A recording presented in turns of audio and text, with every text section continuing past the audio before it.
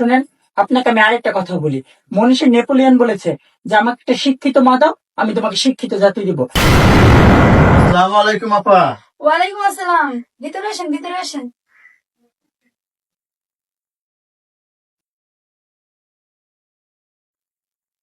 তাই ওখানে বস। তো আপা ভালোই তো আছেন?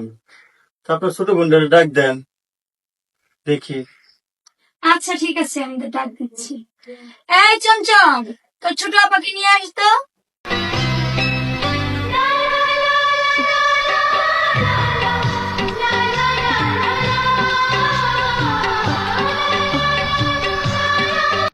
চমচম, যা তুই তোর কাছে যা।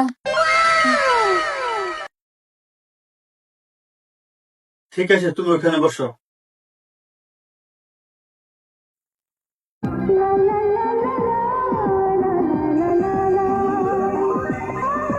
আচ্ছা ঠিক আছে ভাই সাহেব, যা যা জিজ্ঞেস করেন আপনারা জিজ্ঞেস করেন। তোমার গায়ের রং তো শ্যামলা, ঠিক আছে, চলবো। ভাই শ্যাম লইলে কি হইব? আমার বোনের অনেক গুণ আছে। গুণ দিয়ে কি করবো আপা? মেয়েদের সৌন্দর্য হইলো সব। তা আপনি ঠিকই বলছেন, সমস্যা নেই, আপনার বাড়িতে নিয়ে ঘষা মাইজা ঠিক করে নিয়েন। যাই হোক বোন, তুমি কোন পর্যন্ত লেখাপড়া করছো? এই তো আমি এবার মেডিকেলে চান্স পাইছি। আপা, মেয়ে মানুষেরা তো লেখাপড়া করে ভালো না।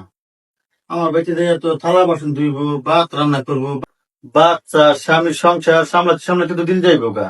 এটা ভাই ঠিক কথাই কইছেন, কিন্তু আমার বোনটা ছোটবেলা থেকেই বড় ডাক্তার হওয়ার খুব ইচ্ছা ছিল, তাই ওর মেডিকেলে পড়াশোনা করাইলাম। আমার বোনটা খুব মেধাবী। এত মেধা দরকার নাই মেয়েদের, পুরুষ মানুষের মেধা দিতে চলো লাগে। সংসারের প্রধান হয়েছে পুরুষ।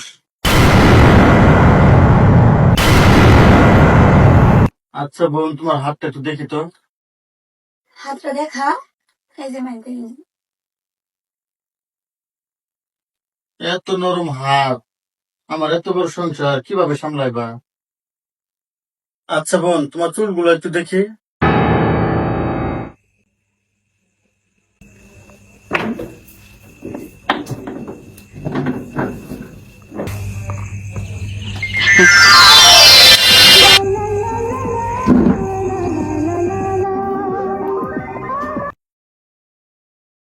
মেয়ের চুল মোটামুটি মার্শাল্লাহ।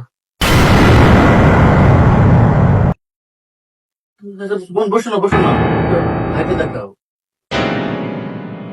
একটু হাইটা দেখা।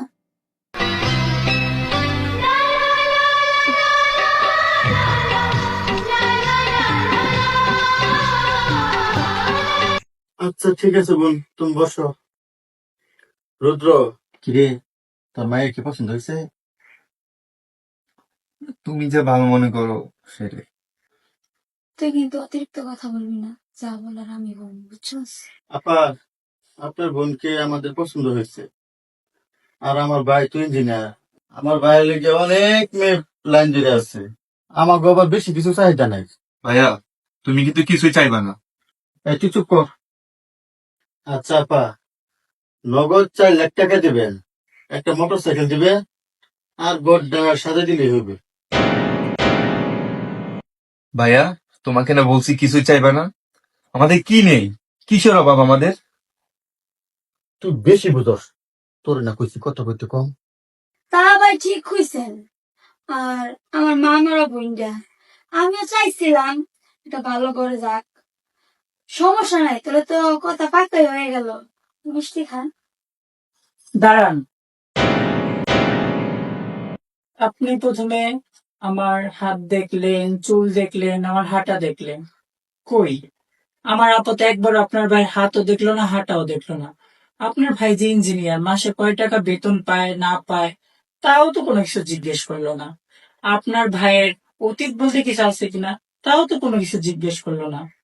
তাহলে আপনি 4 লাখ টাকা চাইছেন, একটা মোটর সাইকেল চাইছেন, আবার ঘরও সাজায় দেওয়া লাগবে।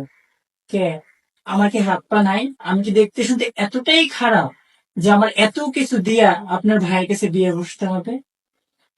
আপনি কি মনে করেন এটা যৌতুক না? আপনি জানেন না যৌতুক নিয়ে কত বড় অন্যায়? আর আপা, তুই সবকিছু জানি না শুনা কিভাবে এটাতে রাজি হইতেছিস? হ্যাঁ, তুই জানিস না যৌতুক দেওয়া আর নেওয়া সমান অপরাধ? এই মেয়েটি কি অনেক চাপা, বেয়াদব মেয়ে। এ আপা, আপনার বোনকে এই শিক্ষা দিচ্ছেন?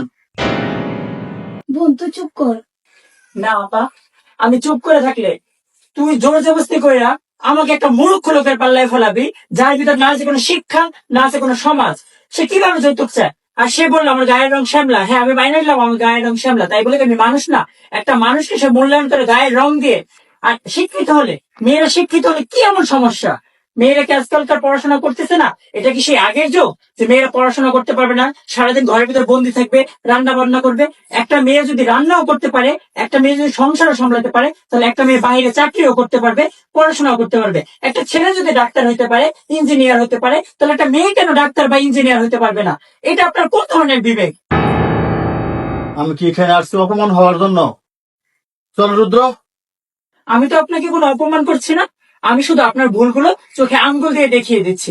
না আপা, আমাকে থামাইস না। এই লোকটা মূর্খ, লোভী আর অসামাজিক।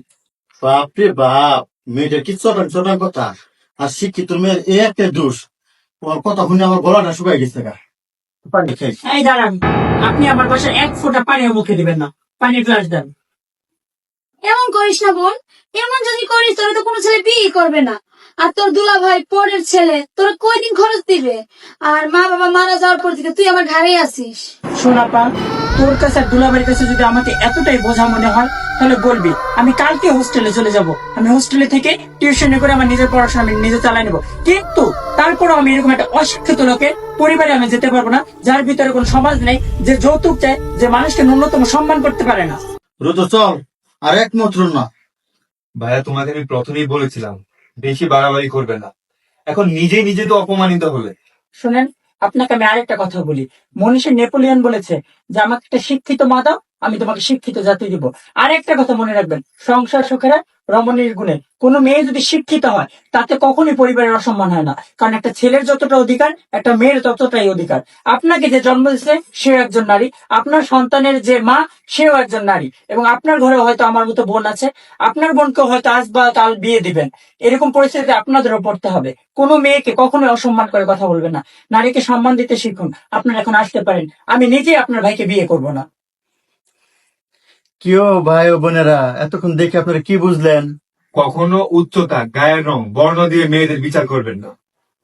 আর যৌতুক দেওয়া এবং নেওয়া আইনের চোখে সমান অপরাধ। কখনো ভালো ছেলে পাইলে লোভে পড়া নিজের বোন বা মেয়েকে তাড়াতাড়ি বিয়ে দিবেন না। আর হ্যাঁ, আরেকটা কথা সবাইকে বলবো, মেয়ে সন্তানকে কখনো অবহেলা করবেন না। তাদের স্বপ্ন, তাদের আশা অবশ্যই পূরণ করবেন, কারণ এই সমাজে নারী এবং পুরুষ সমান অধিকার।